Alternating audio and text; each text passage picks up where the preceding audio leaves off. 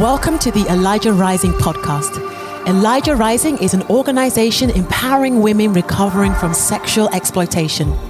This episode is going to help you become more aware about the issue of sex trafficking and inspire you to take action.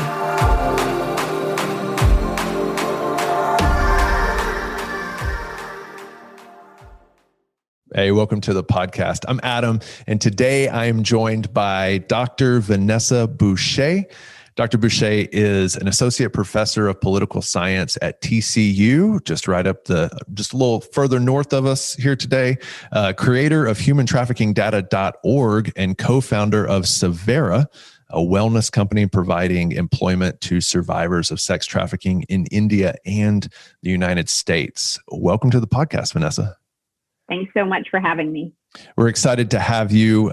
Today on the Elijah Rising podcast, we're going to ask the question, does Houston have a trafficking problem?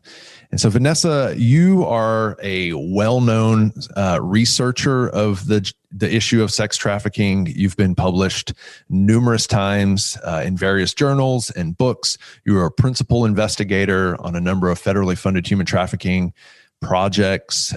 So before we jump into the main question, I just thought it would be good to ask, what caused you to make sex trafficking a focus of your career and of your research? It is kind of an interesting story. When I was an undergrad, and this was going back to the late 90s, right? So about 20 years ago, as an undergrad, I was a history major, and I focused primarily on American history. And I took entire semester-long classes on things like the transatlantic slave trade, women's suffrage, the civil rights movement. Yeah. I found myself in each of those classes asking the question, what would I have done had I lived during those times? And, you know, if I was going to be completely honest with myself, the answer was, I don't know. I don't know the answer to that. Now, I had grown up in a very loving and privileged environment and had really not known much suffering in my own personal lived experience.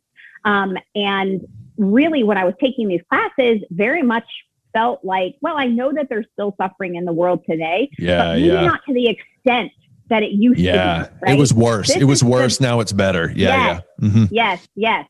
And so I don't know if I could prove to myself that I would do anything because, you know, the world isn't so bad anymore. Right.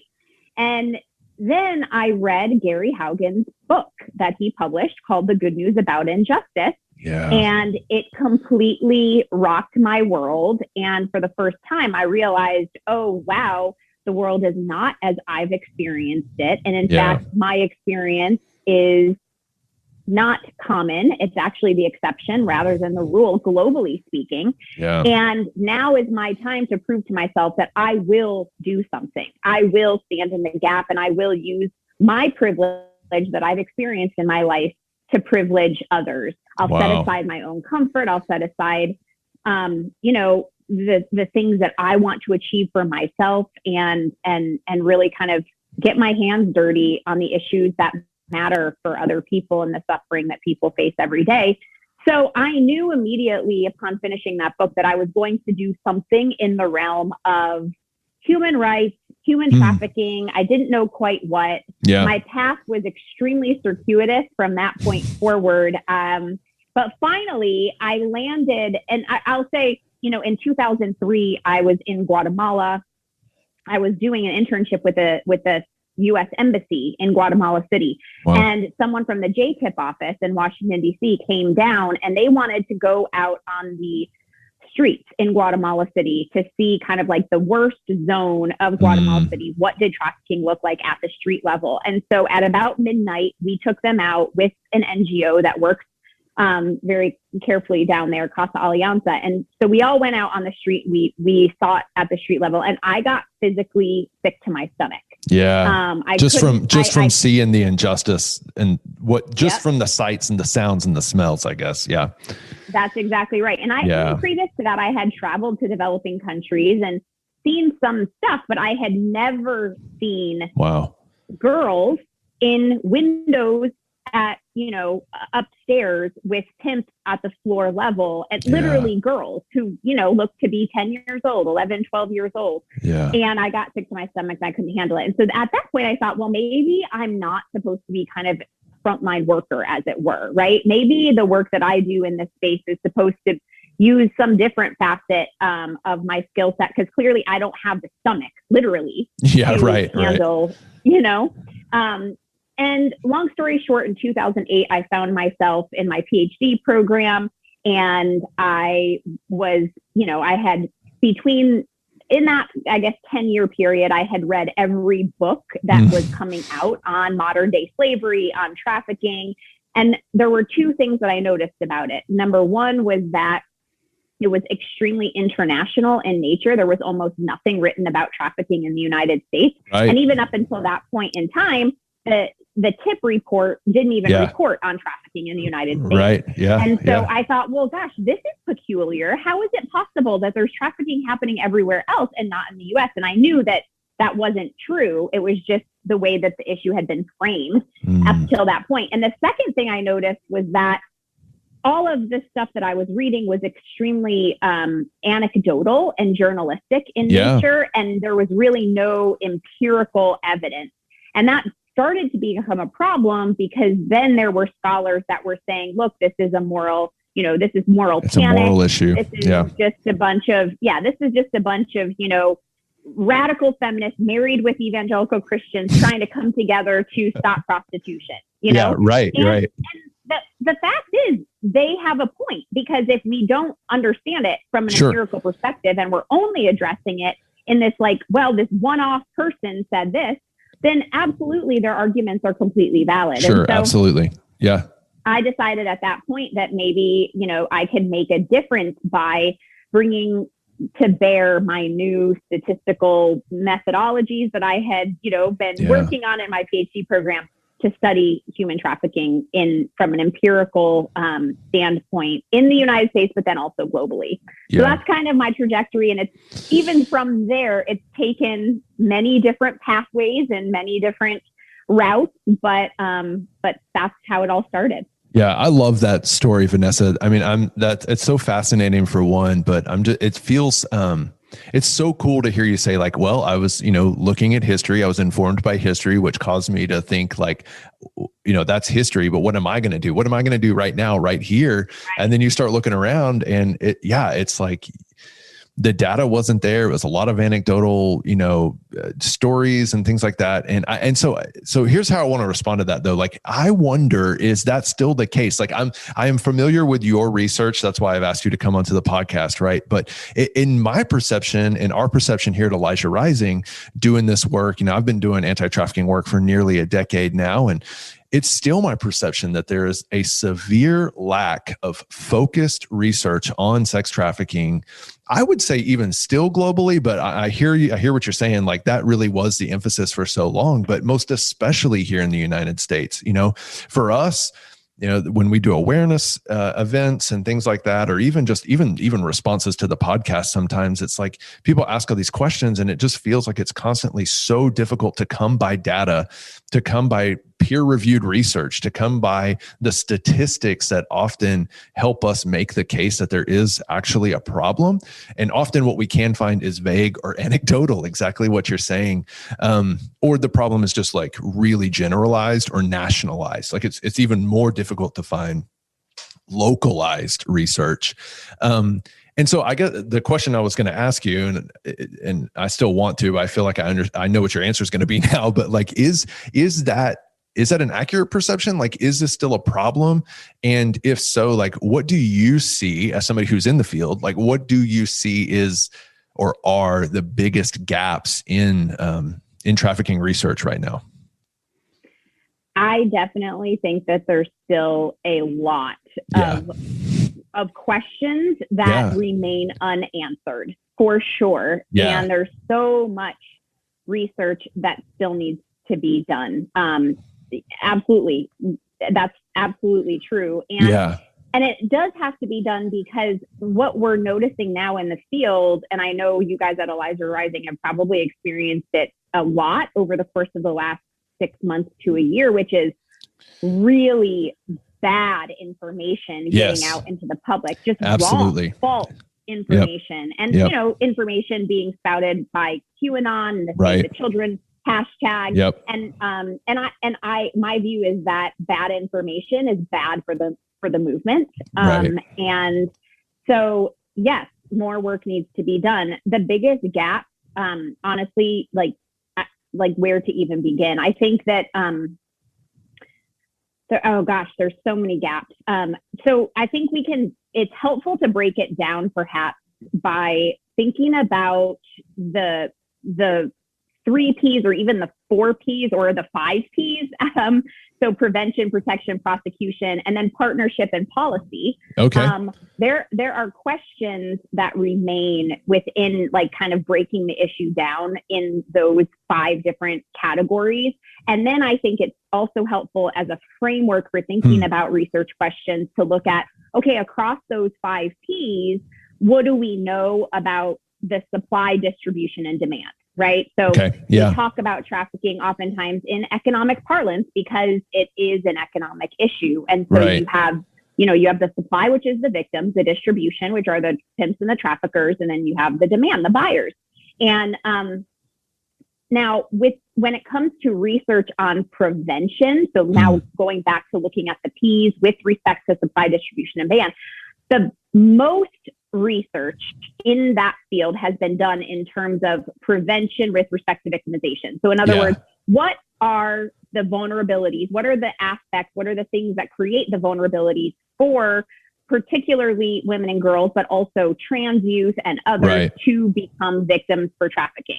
And that's where the most of the research is. And I think that at this point in the field, we have a very strong grasp on that and pretty strong understanding of all of those vulnerabilities. What I think we still have where I think we still have a ways to go, however, is the systems is looking at it through a systems lens, as opposed to kind of this individual lens of the person. So for example, we know that childhood sexual abuse or abuse or neglect of any kind as a child is going to lead to significant vulnerabilities for a variety of different reasons. First of all, lower self-esteem to be, but then also potentially then going into foster care, which then is a gateway into vulnerabilities, but then potentially committing crimes as a juvenile, going into juvenile detention, which is another gateway. Potentially running away from home, which is another, and so we know all of these things, but then the question is, okay, that may be at the individual level, but what about the systems level?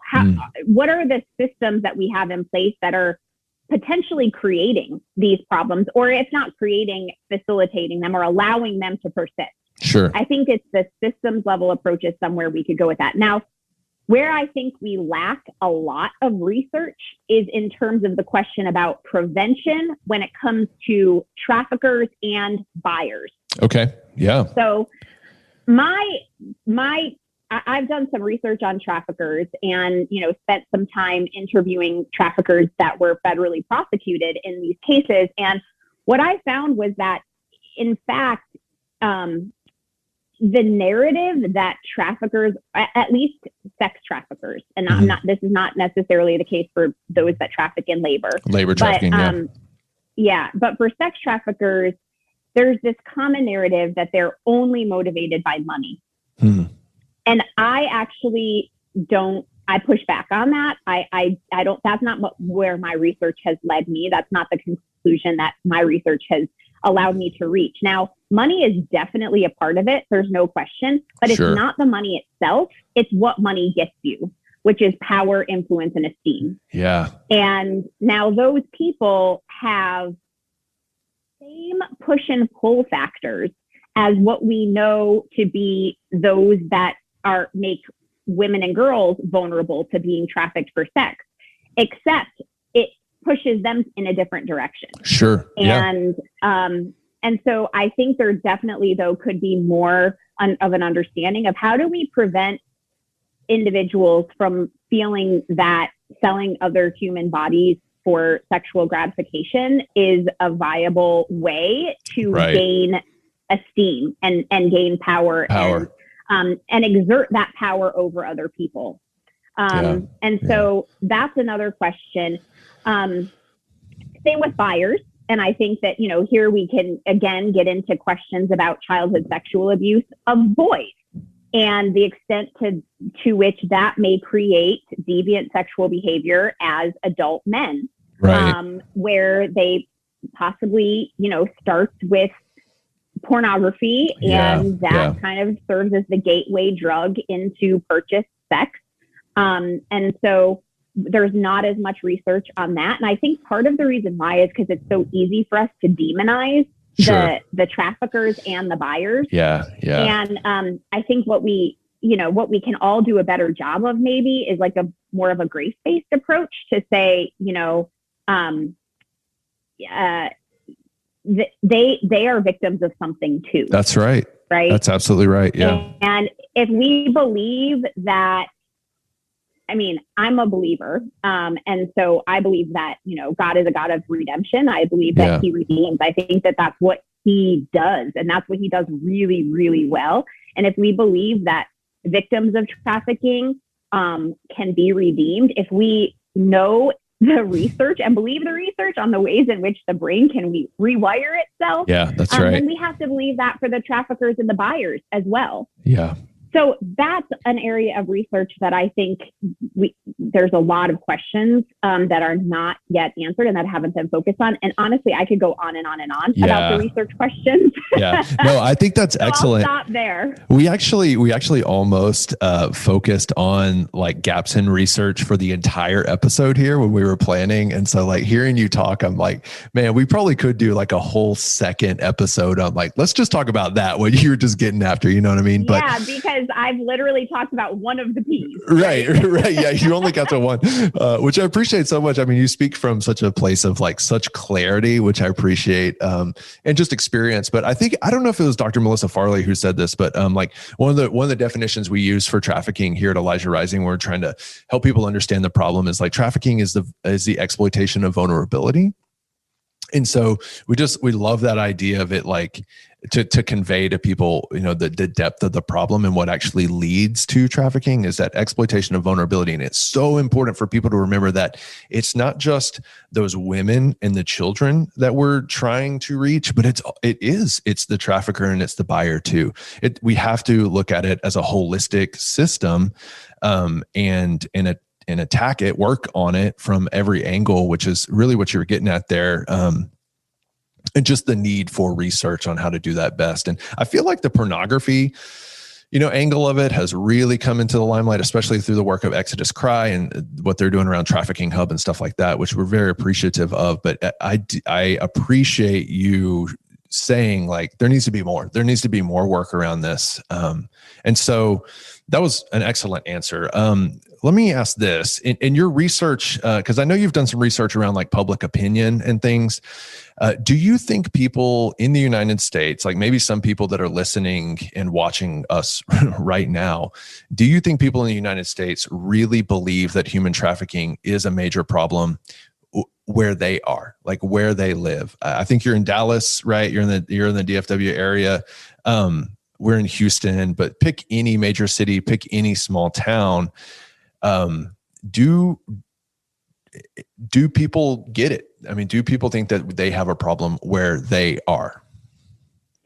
Well, so I did do a public opinion survey. We surveyed 2,000 Americans across the United States. And it was a relatively long-ish survey, right? And we asked a lot of different questions. One of the findings, which was fascinating, is that we asked them, how common do you believe human trafficking is globally? Yeah, right. Globally. And on a global scale. Globally, yeah. Right. Like across the world, do you think trafficking is a significant problem? And the vast majority of people said, yes, it's a problem. Of course. Then we asked them, how big of a problem is it in the United States? And they said it's less of a problem in the United States than globally, but it's still a problem.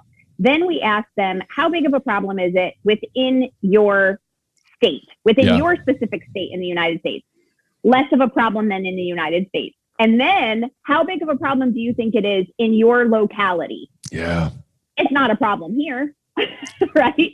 So it's like, it's not a problem here. It's maybe a problem here. It's definitely a problem here. And boy, is it a problem here, right? Yeah. And so the closer to home that it gets, the less people want to acknowledge that it is a problem. Why is that? Closer to them. What do you think that is? Like, what do you think the contributing factors are to that? I have my theories around it. We weren't necessarily able to prove this empirically with the survey. Sure. But my theory is based on a different kind of NIMBY. NIMBY is not in my backyard. Oh, which okay. is the idea that, like, we all agree that we need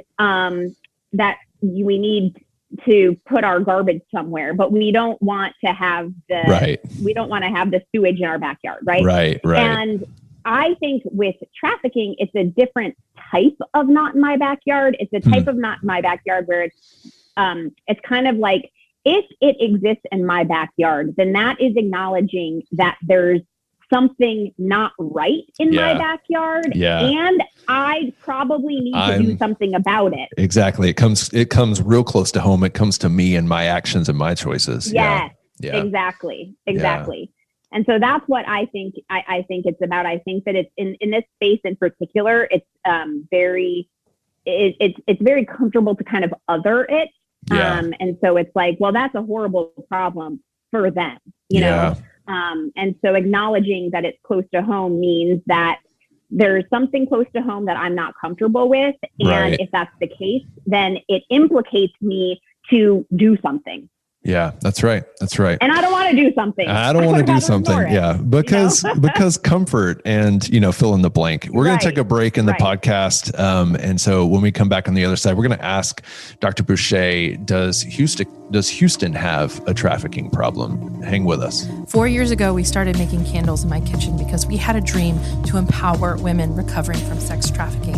After years of growing, changing, and perfecting what we truly believe to be the perfect candle, we now sell goods across the country that empower women who are recovering from sex trafficking. And we want you to help us so that we can give more jobs to women that are in our program. Go to shop.elijahrising.org and you can see some of the most amazing goods you've ever tried, as well as empower the next woman to have a future after sex trafficking. And we have a special code for all of our podcast listeners. Just use the code podcast when you check out for a special discount. Hey, welcome back. Okay, Dr. Bouché, let's ask the question directly. I know you're not in Houston right now, but does Houston have a trafficking problem? Yes. Great. Yeah, I appreciate that answer. And that doesn't make Houston unique, right? I mean, everywhere has a trafficking problem. So just to say, not like point fingers at Houston. Houston has done a phenomenal job to try to tackle their trafficking problem. But yes, Houston has a trafficking problem. Yeah. So my personal first introduction to you was your work done a few years ago. I think in 2017, you and a colleague wrote an article published in the Journal of Human Trafficking. And the title was, I'm going to read it here, Estimating Demand for Illicit Massage Businesses in Houston, Texas. And so I wonder if you could take a little bit of time here to kind of tell us about the focus and the primary findings of that study.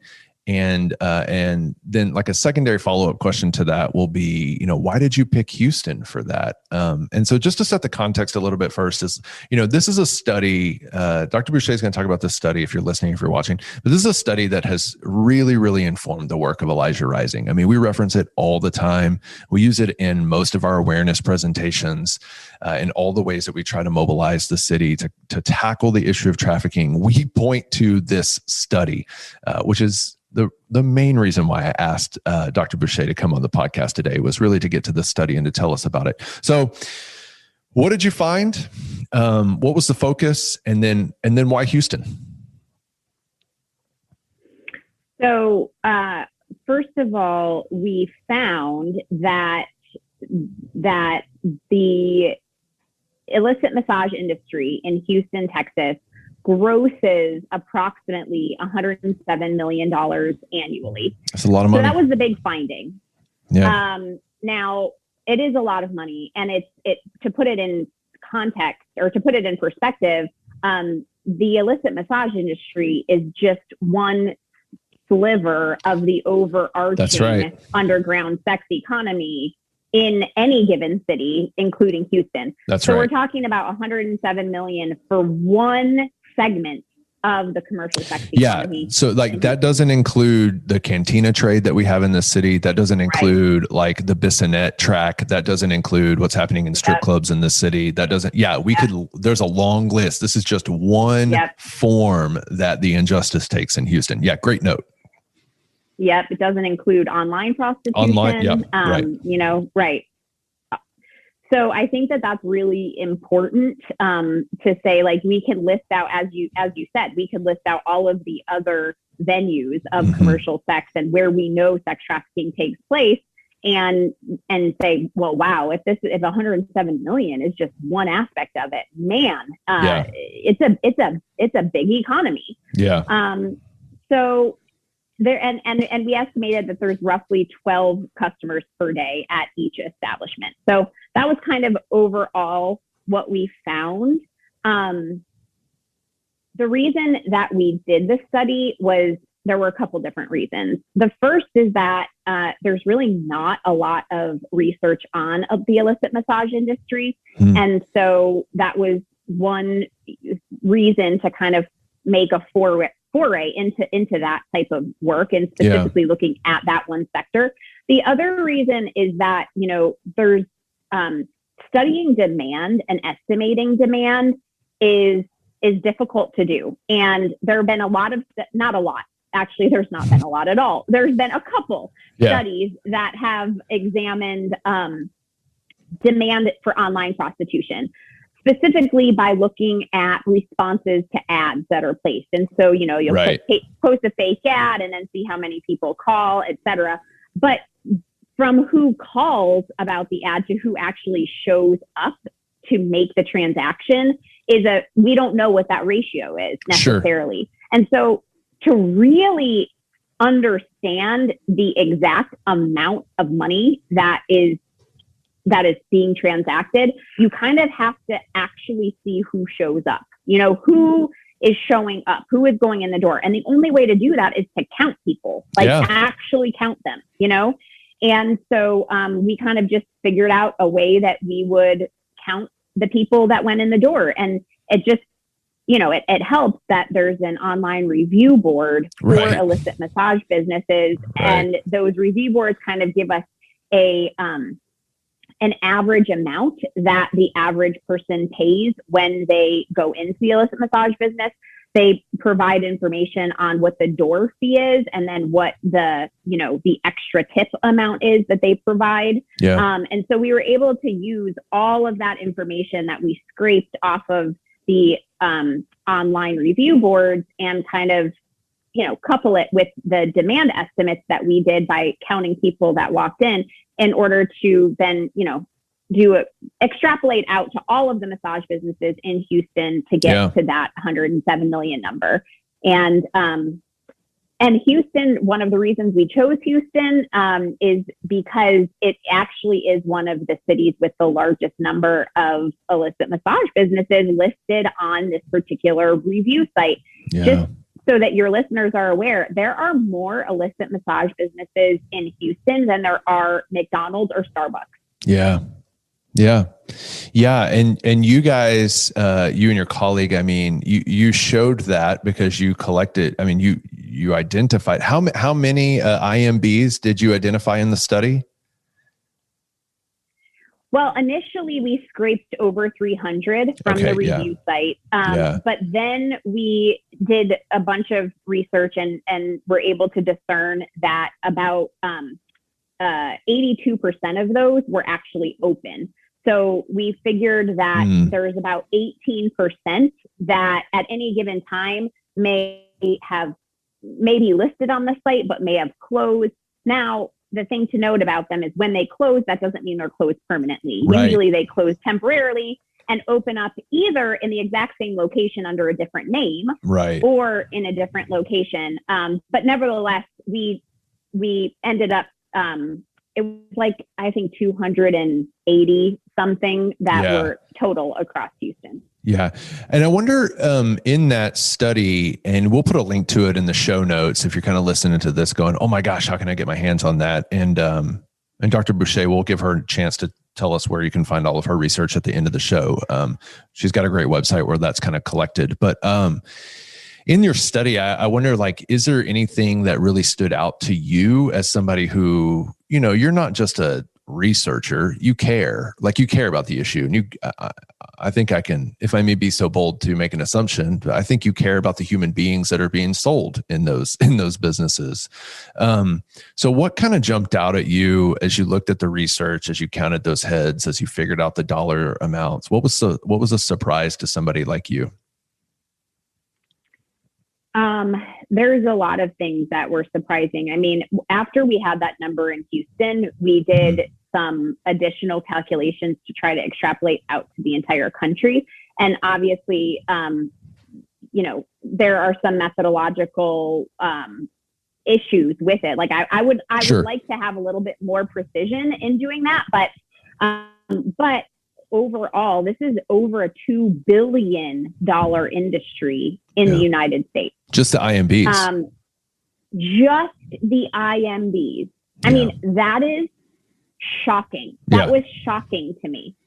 So that was one thing. The other thing is thinking about the number of people that this affects. And so I estimate that there's roughly 25 to 30,000 women that are working in these establishments. And now these are women who may be here under fraudulent with fraudulent documents. They don't necessarily know whether they're here legally or illegally. Right.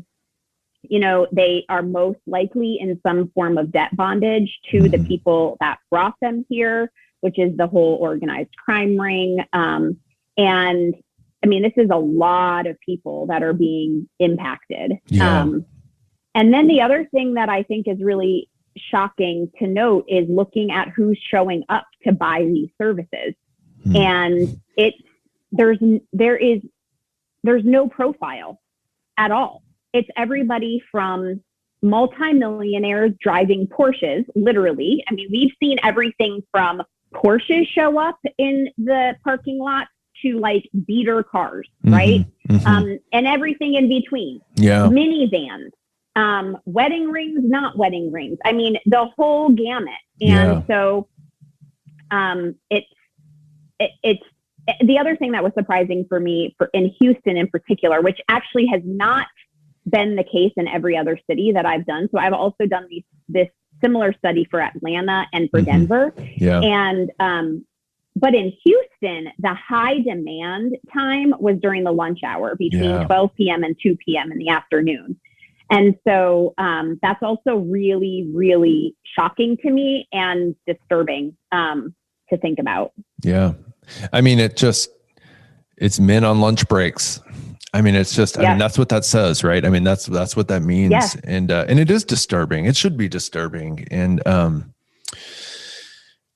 sometimes I don't even have good words for like how to respond to it. And I'm very familiar with that study and just like anecdotally, you've got the research to back it up, but just anecdotally in the field work, I mean, we can definitely corroborate, like that's what's happening. That's what we see.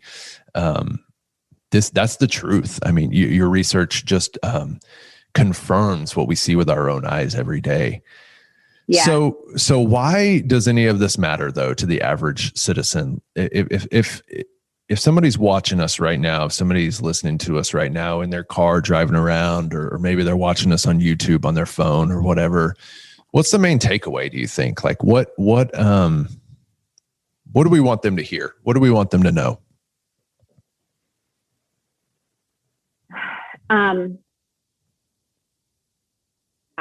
I to know that, oh man, honestly, where do we even begin? If you care about human beings, if you care about humanity, if you believe that people are created in the image of God, then this is this is completely unacceptable. Yeah. Talking just again about the IMBs, the individuals that are going and buying these services, they can't even really speak the language of the ladies that are working there. They're not communicating. They have completely and utterly dehumanized these women. They don't care about them as people. They care about them as property and something that can be used for their end purpose, for their benefit. It's all about taking instead of giving. Yeah. And I think the biggest thing for me in the issue of trafficking in general is, for me, it goes back to the heart of God. And if we live in a way that's reflective of Philippians 2, talking about how Jesus did not consider equality with God something to be, in one translation, it says something to be exploited. That's right. Which really speaks to me, because it says he did not consider his privilege, which, what a privilege. He was equal with God in heaven from the beginning of time. The highest level of privilege. Down to earth, the highest level of privilege that we cannot even fathom with our temporal brain. Gave that up. Did not consider it something to be exploited for his own gain, but came to earth, humbled himself in the form of a man, and then a bondservant to die on behalf of us. Yeah. And it's like, that is, and Paul is saying, that's our model. Live like that. Be like that, And it's like, he could have taken. Jesus was the epitome of someone that could have just taken, right? But no, he gave. He poured himself out. And I think that when we think about trafficking, it's all when it fundamentally, when you break it down, we can talk about the research, we can talk about the complications, we can talk about the gaps and all of these things. And it is complicated. It's very, very complicated. But when you boil it down and you break it down to its simplest form, it is people being exploited. Why? Because other people are taking from them for their own gain. That's right. And what is that? That is evil. that is sin. That is the exact opposite of how we ought to live. Yeah. And so, not to preach a message here, preach a sermon, but for me, that's what I want people to know. I want people to know that, we have a responsibility. Those of us who are privileged in a way, and I consider myself among them. I'm the first one to acknowledge that I have experienced immense privilege in my life. Do not use your privilege for yourself. Don't exploit your privilege, but pour yourself out for the benefit of those who really need your help. Yeah, that's right. That's right. And man, that is you brought it home. That's the whole deal. It's like, we can talk about research, we can talk about empirical data, we can talk about all these things. We can see the problem, we can point to peer-reviewed articles and journal publishings, but the point of the matter is, it's like, people made in the image of God are being exploited. Like, that is the injustice. And even if that were only one human being, we should care. And we should, and if it's one human being in our city, we should care, and we should say it's unacceptable, and we should do something about it. So that's the story, right? That's the whole point of why you do what you do, and why we do what we do, and so many other agencies and individuals and concerned citizens, et cetera, et cetera. That was good. Yeah. I appreciate that response. So just kind of in closing here on the episode, I wonder if there's anything like we haven't covered that you think it's important for people to hear. Maybe that was the preeminent, statement that you just made there, but did we cover everything you think that's important? I think so. Yeah. Okay. I think that, we've covered a lot of ground. We've talked about the public opinion work. We've talked about, gaps in research about the illicit massage industry in Houston. So we have covered a lot of ground and boiled it all down. So yes, it's a super complicated issue, but at the end of the day, it's actually pretty simple. It is. Yeah. So how can we support your work, Dr. Vanessa Bouché? What are you doing? And this is kind of your spot, your space. So let the listeners and the viewers hear I hopefully they've gained an appreciation for your voice, for your experience, for your expertise, and for your work. So tell them how they can find you and how they can support what you're doing. Well, what I'm doing right now that is different from my research is I actually founded a company that is providing jobs to survivors of trafficking in India and the US. And you alluded to it at the very beginning of the episode.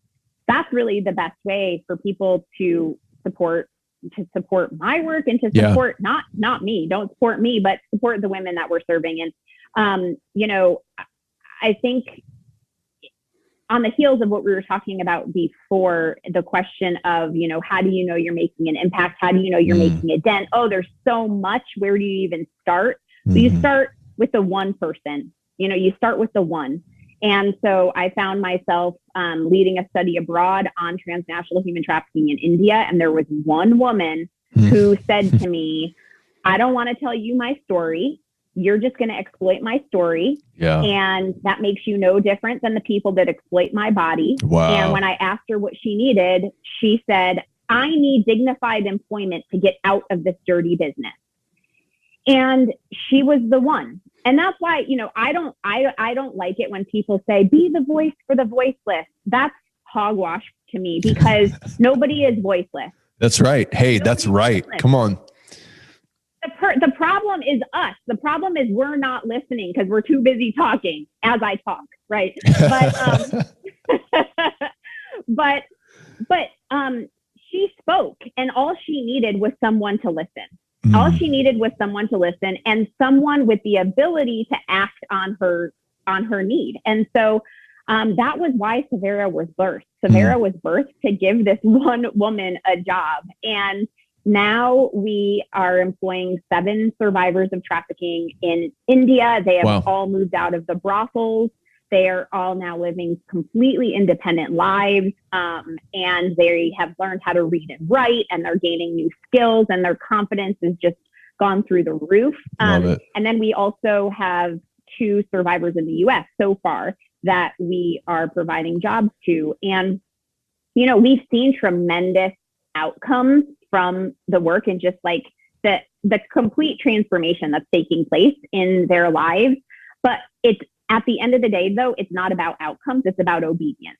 And so that's the other thing I would leave people with is, don't obsess over, is anything that I'm doing efficacious? Is anything that I'm doing making a difference in the world? If you are being called, then just be obedient to the call. And the outcomes are not for you to worry about. Yeah. So, but check out Savhera. The website is savhera.com, SAVHERA.com, SAVHERA.com. And Savhera is a Hindi word that means new beginning. And the company was named by our very first employees. That's what we're all about, is holistic wellness from the inside out. And we want wellness, holistic wellness, not just for our employees, but for all of our constituents, including our customers, which is why our product category is also all about wellness. So I would love to be supported in that way. Check out Savhera, and as we grow, follow along with our story and be part of our journey. Awesome. Well, I want to thank you so much for your time today. I appreciate you so much. We appreciate the work that you've done in so many different areas. And I just want to thank you for your voice and for giving your life to this issue. I mean, in multiple facets, right? You wear many hats, and I know your husband is passionate about this issue too. And so you guys are kind of coming at it as a family, and we appreciate y'all so much. So thanks for being on the podcast today. Thank you so much for having me. I appreciate it. All right. And we'll see you on the next episode of the Elijah Rising podcast. Thank you for joining us today for this episode. If you were inspired by this content today, please share, rate, and leave a review. Also, please consider making a donation at elijahrising.org/donate. Your support helps us continue the vital mission to combat sex trafficking. Until next time.